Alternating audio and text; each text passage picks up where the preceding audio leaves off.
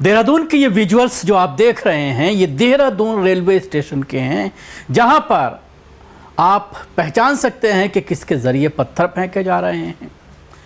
Social media के साथ साथ मेन स्ट्रीम मीडिया ने इस वीडियो को कुछ इस तरह से पेश किया कि ये दोनों ही तरफ से पत्थरबाजी की जा रही है, लेकिन ये वीडियो में साफ तौर पर देखा जा सकता है कि किस तरफ से पत्थरबाजी हो रही है।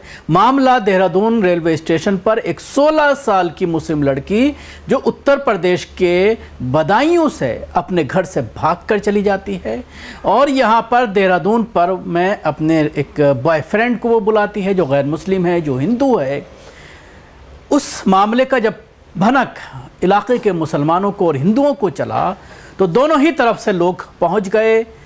पहले कहा सुनी हुई आपस में कुछ बातें हुई दोनों के दरमियान और उसके बाद अचानक पत्थरबाजी शुरू हो गई, जिसके बाद पुलिस सतर्क हुई। रेलवे पुलिस ने सबसे पहले इस मामले का खुलासा किया था।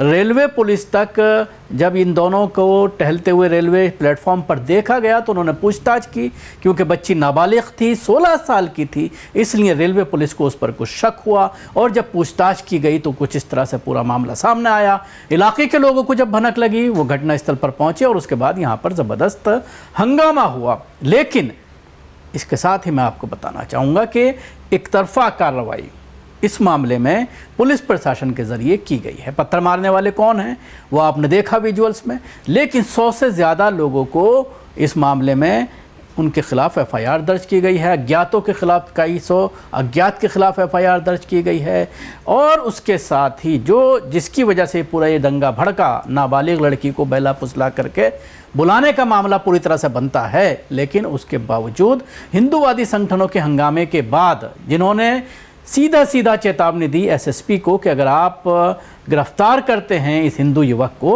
तो फिर आपको ये पद से हटवाना पड़ेगा। इसके साथ ही उसको लेकर के प्रोटेस्ट किया गया थाने के बाहर, जिसके दबाव में शाम के वक्त जो दुकानें बंद की गई थी इलाके के जो ताजिर हैं उनके ज़रिए इसके समर्थन में, तो उन्होंने फिर ट्वीट करके ये कहा कि कोई किसी तरह से उसको ना गिरफ्तार किया गया है, ना ही उसके खिलाफ कोई एफआईआर दर्ज की गई है। उसके बाद हालात सामान्य हुए। तो मामला देहरादून में रेलवे स्टेशन पर 16 साल की एक मुस्लिम लड़की के साथ एक हिंदू युवक के घूमने पर सांप्रदायिक तनाव फैल गया। इसके बाद दोनों समुदाय के सदस्यों ने एक दूसरे पर पथराव करने के साथ साथ 2 पहिया वाहनों को क्षतिग्रस्त कर दिया। एक अधिकारी ने जानकारी दी है बृहस्पतिवार रात को पथराव करने और उत्पात मचाने के आरोप में 100 से अधिक लोगों के खिलाफ मुकदमा दर्ज किया गया है, जबकि स्टेशन के बाहर हुई तोड़फोड़ के सिलसिले में एक संगठन से जुड़े हुए कुछ लोगों को पूछताछ के लिए हिरासत में लिया गया है। पुलिस के मुताबिक 21 साल के लड़के और लड़की उत्तर प्रदेश के बदायूं के रहने वाले हैं और दोनों के बीच प्रेम प्रसंग चल रहा था। पुलिस को एक अधिकारी ने बताया है कि लड़की कथित तौर पर घर से भागकर सेला कोई इलाके में काम करने वाले व्यक्ति से मिलने आई थी। अधिकारी ने बताया है कि देहरादून पहुंचने पर लड़की ने उस व्यक्ति को फ़ोन किया और वो रात में रेलवे स्टेशन पर उससे मिलने के लिए पहुंच गया। उन्होंने बताया कि रेलवे स्टेशन के कर्मचारियों ने उन्हें देर रात घूमते हुए देखा और पूछताछ की।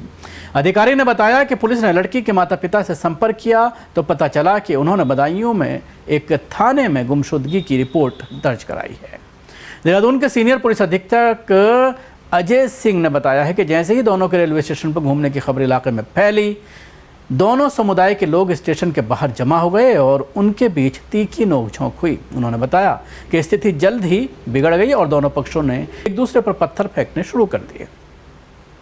सिंह ने कहा कि रेलवे स्टेशन के बाहर खड़े कुछ 2 पहिया वाहनों को क्षतिग्रस्त कर दिया गया। हालांकि पुलिस ने घटनास्थल पर पहुंचकर स्थिति को नियंत्रण में लिया। घटना के तुरंत बाद घटनास्थल पर पहुंचे एसएसपी ने कहा है कि रेलवे स्टेशन के बाहर तोड़फोड़ करने वालों के खिलाफ मामला दर्ज कर लिया गया है। पुलिस जब शुक्रवार दोपहर को विकास वर्मा को पूछताछ के लिए अपने साथ ले गई तो शहर के पलटन बाजार और घंटाघर इलाके में तनाव फैल गया। व्यापारियों ने वर्मा की हिरासत के विरोध में अपनी दुकानें बंद कर दी और उसकी तत्काल रिहाई के लिए मांग की जाने लगी और धरना प्रदर्शन दिया। बजरंग दल के राज्य समन्वयक अनुज वालिया ने कहा कि विकास वर्मा हिंदुत्व की आवाज़ है, हम उनकी तत्काल रिहाई और एसएसपी को पद से हटाने की मांग करते हैं। वर्मा की तरफ से सोशल मीडिया पर एक वीडियो भी अपलोड करने के बाद शुक्रवार शाम को पलटन बाजार इलाके में हालात सामान्य हुई और दुकानें खुल गईं। वर्मा ने वीडियो में साफ किया कि उन्हें ना तो हिरासत में लिया गया है और ना ही गिरफ्तार किया गया है। तो आप देख सकते हैं किस तरह से अगर ये उल्टा मामला होता, अगर लड़की गैर मुस्लिम होती और लड़का मुस्लिम होता तो फिर क्या उसके ऊपर तमाम तरह की धाराएं नहीं लगाई जाती। जैसा कि आप देख रहे हैं बीजेपी शासित राज्यों में तमाम जगहों पर जिस तरह की धाराएं लगाई जा रही हैं, जिस तरह से उनको गिरफ्तार किया जा रहा है, और उसके साथ ही भगवा लव ट्रैप का जो ये सिलसिला है वो लगातार पुलिस की संरक्षण में और हिंदूवादी संगठनों की संरक्षण में चल रहा है।